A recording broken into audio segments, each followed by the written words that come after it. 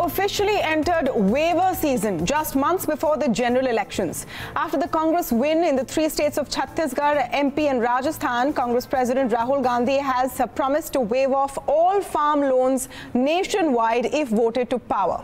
Now, hours after this challenge, two BJP-ruled states, Gujarat and Assam, have announced waivers of their own.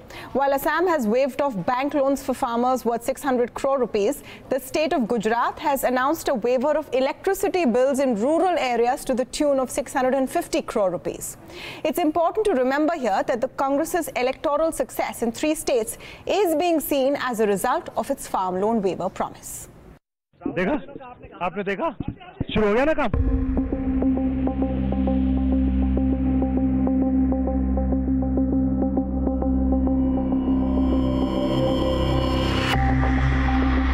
मैंने क्या कहा था?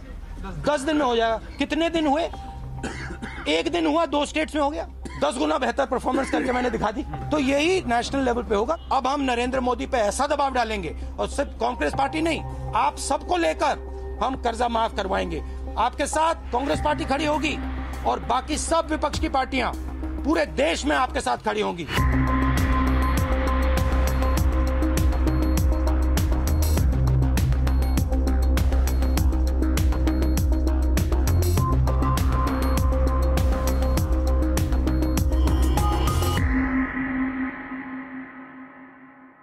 Now, to speak more on this, I'm joined today by Soumyakanti Ghosh, a Chief Economic Advisor at State Bank of India. BJP spokesperson Narendra Taneja joins us on the show. And I'm also speaking today with Vinayak, Dalmia of the Congress Party. Welcome to all of you. I'm just going to start with Soumyakanti Ghosh, because Mr. Ghosh, you put out a paper just a few days ago in your SBI Eco-Wrap, in which you warned against the spate of farm loan waivers. You pegged the figure at some 2 lakh crore rupees. Now here you have an announcement from Assam and Gujarat as well. Gujarat waiving off electricity bills. Do you see this as a trend which will only grow, and why are you so concerned about it? Yeah, I think the last time when he wrote the report, the total amount of farm loan waiver beginning from 2008 was around 2.3 lakh crores, and with the recent announcements, I think the figure is now close to 3 lakh crores. I think we need to understand the basic problem in the Indian agriculture today. If we actually look into the landholding pattern, that has halved from what that was in 1970-71 till 2015-16 from the latest data is available. Now, as the landholding is declining for, and 80% of Indian farmers are small and marginal. So as the landholdings are declining, the farmers are actually finding it more profitable to shift to crops like cotton, which are high value crops. But there is also a limit to it where they can sustain a family of maybe 4 and 5. So what is happening today is that production is not the basic problem. The problem is marketing of the agricultural produce, which you need to reform big time. And my sense is that loan waiver at the end of the day may be just a shortcut band-aid to address the problem, but over a longer period of time, you need to address this basic issue of why the farmers are not being able to get the proper market for their produce, and that is exactly the reforms which we need to strive in the next couple of years. Otherwise, what is going to happen is that this debt waiver, we are giving a debt waiver, and let me give a simple example. Once a debt waiver is announced, and the money is compensated by the states to the banks, until and unless that money is not fully paid, that account will remain as NPA, and if an account remains an NPA, the person will not get agricultural credit. If he doesn't get agricultural credit, so basically then they will go to the informal sources. So the share of the informal credit will go up. That will lead to more farmer debt increasing, and again maybe 2 to 3 years down the line we can again see a loan waiver coming up. And this has actually happened to Indian states, which has announced debt waiver in 2015, again announced it in 2018. Okay, so that's the economic side of the argument, but politics doesn't always follow economic rationales. And Mr. Dalmia, that seems clear. The win in 3 states has bolstered the Congress party, no doubt. But this challenge today from Rahul Gandhi, he said 2 things. One, that we will not let Prime Minister Modi sleep till there is a blanket farm loan waiver, and if not, we will implement a farm loan waiver. Now, he himself has said that farm loan waivers cannot be the only solution. have you thought through the economic side of this, or is this something that you're hoping will see you through in the next election? Firstly, when we went to the people in all the three states that you're referring to, Madhya Pradesh, Chhattisgarh, and Rajasthan, we saw that there was a rural distress, and we saw that there was an agrarian crisis. And that is why we included these promises in our manifesto. And we walked the talk, unlike some other political parties who just believe in making tall promises. We did the hard work, and we took hard decisions. And we fulfilled our promise in 2 states within 6 hours. So massive credit where it's due to both the chief ministers and to the Congress party president, Rahul Gandhi ji. This is a very urban view of looking at India. If any of us had ever spent time with the farmers and understood their real agony and their real pain, we would not be saying, is this good economics? Is this good politics? Because... Mr. Dalmia, I'm going to interrupt you. That's a very condescending view that you have there, assuming that people do not know what the reality is or what the solutions could mean just because they have not lived and worked on a farm. That's a very condescending view, sir. And signing 2 files within 6 hours is great for political mileage. But please answer my question. I'm sure you have an answer. I hope you do. That how are you going to pull this off? It may get you more votes, but what is it going to do to the economy? So as far as, firstly, I don't understand how it was condescending. My point is that you have to understand and empathize from the point of view of the farmer. And I'm not saying that you don't. I'm saying that we have to analyze and understand from that prism. The farm economy and the agrarian economy of India still is its heartbeat. It's still its soul. And therefore, it is not only good politics, as you like to call it, it's also very good economics. Because it creates employment, it creates a prosperous farm economy, which helps everybody. And there is a positive chain reaction. And obviously, we are very cognizant of the fact that this is only one solution.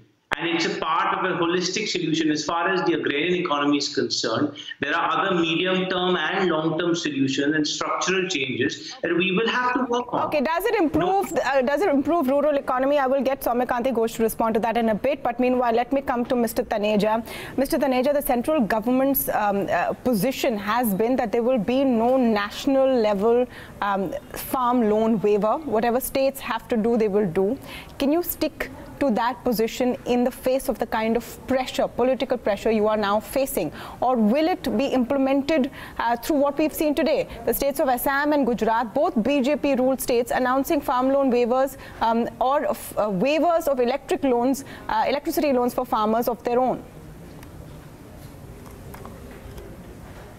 Well, Tamanna, first of all, any relief to, poor or farmer, if he needs relief and that's provided, that's always welcome. I mean, any relief to anyone who needs some support, who needs some, incentive, that's always welcome. But that said, as you know, the policy that at the center that we have got, and if different other BJP-ruled states like Gujarat and Assam you talked about, if they think they can afford, if they think it's good economics for them, and if they think they need to do for their farmers, for their people, under the constitution, they are entitled to take their own decisions. And case of Uttar Pradesh, also the center was very clear. It was a decision of the government of Uttar Pradesh. When they came to power, they announced the relief and the waiver. So that's okay. But the point is, our focus at the central government is more kind of looking at the rural economy as a whole.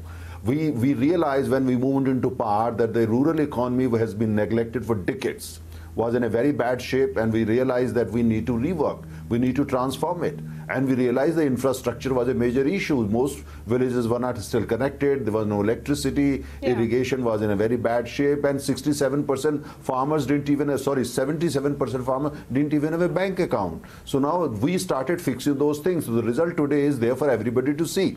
So we are more in the process of, taking roads and water and connectivity and LPG and all that to the villages and to the farmers, and with the focus being on transforming the rural economy. And farmers are just part of it. Rural economy means women, rural economy means, people who are laborers, rural economy means unemployed, and rural economy means a lot of other things, and of course farmers. So our focus is on transforming the economy, and if you look at the track record, if you give me, allow me time, you see if we have made actually tremendous progress. No, and I'm sure. Because that's what's needed I'm asking you can a very come and give it a specific relief question. and then go back, Mr. count Taneja, your I'm votes asking and a go very back. specific question. So will there be no rethink on this policy against a nationwide farm loan waiver? And if so, can the BJP politically afford to stick to that position? You see, the point is, first of all, you said pressure. We don't feel any pressure. Where is the pressure? You know, Congress Party putting pressure on us. I mean, it's just rhetoric and populism. It's Congress populism. They're not. Mr. Rahul Gandhi is not talking of any policy issues or governance. He's never been in government, so he has no idea. He doesn't understand the grammar of governance. So it's no pressure. Now the point here is that it's all politics. So when it comes to politics, we will counter politics with politics. You know, politics needs to be countered with politics. But as far as we are concerned, our focus is on transforming the rural economy, bring the reforms, go for restructuring where we need to do, and take a view so that our rural economy can be sustainable. Mr. Taneja says there is no pressure, but hours within Rahul Gandhi's challenge to BJP ruled states did make an announcement. Mr. Dalmia, you will get your turn and I will come to you, but wait to hear the other speaker in full. They say there is no pressure from the Congress party. The central government will not implement a farm loan waiver, but the BJP has most of the states with it. So if they do it through their state governments, the net effect will be the same politically, won't it? Is that a question addressed to me? Yes, Mr. Dalmia. So I'll answer your question, but first, Mr. Taneja's very long monologue, where again, like the rest of the BJP clan, he talks as if nothing has happened till 2014. Effectively, India got independence in their mind in 2014, which we all know is far from reality. And if they had done so much for the rural economy, there would be no agrarian crisis. If they had done so much for the rural economy, they would have not got the results they did in the 3 states.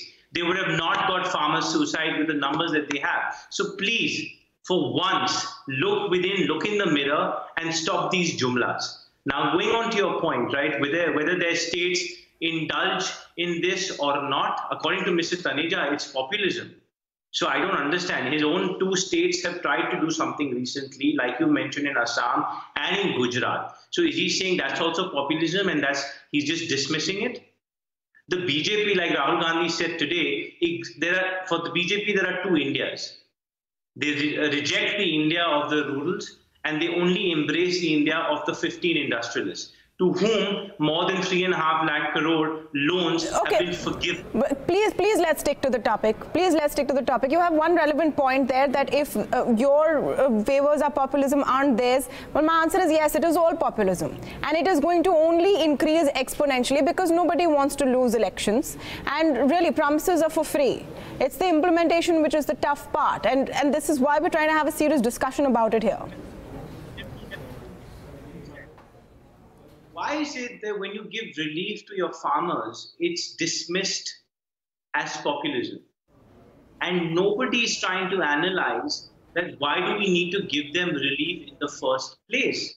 How did we come? One second, let's do that, Mr. Dar. You've raised a very good point. First of all, not being dismissed, there may be a case for it in some parts, but the implementation is questionable, which is why I have the chief economist of the State Bank of India sitting on this panel to bring light to all of these things with facts and figures.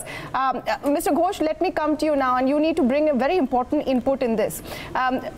Raghuram Rajan has recently written to the Election Commission asking that farm loan waivers be kept off pre-poll manifestos and promises. There are 2-3 reasons he's given. Now, the case could be made, and in your own report, you talk about how agricultural prices are in the negative zone. They're dropping across the country, and especially in very, agri-heavy and dependent states. That means farmers are getting less money for their produce. There's definitely going to be distress.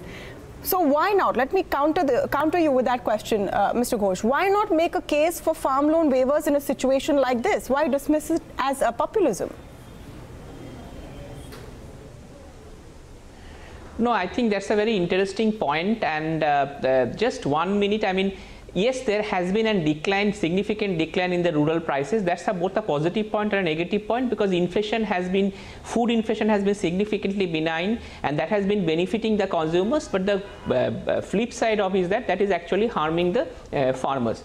Now, your specific point on this farmland waiver as a solution, I don't think that is a correct solution, because it vitiates the credit atmosphere, leads to an increase in the bank NPS, and also leads to a decline in the credit growth. And ultimately, at the end of the day, the farmer, if he borrows from informal sources, he gets more indebted, and 2 to 3 years down the line, we may actually look into the same debt waiver solution. So my simple sense is that why not suggest some sort of an income transfer scheme for the farmers, which is also have some fiscal cost, but that will be beneficial to the farmers in the long term. Let me give an example. There are close to 20 crore small and marginal farmers in India. If we assuming that each of these farmers have a family size of 5, and if we just provide them with 1,000 rupees, that's the minimum bare number of, say, income every month, the cost is not significantly higher than what could a national debt waiver scheme could cost.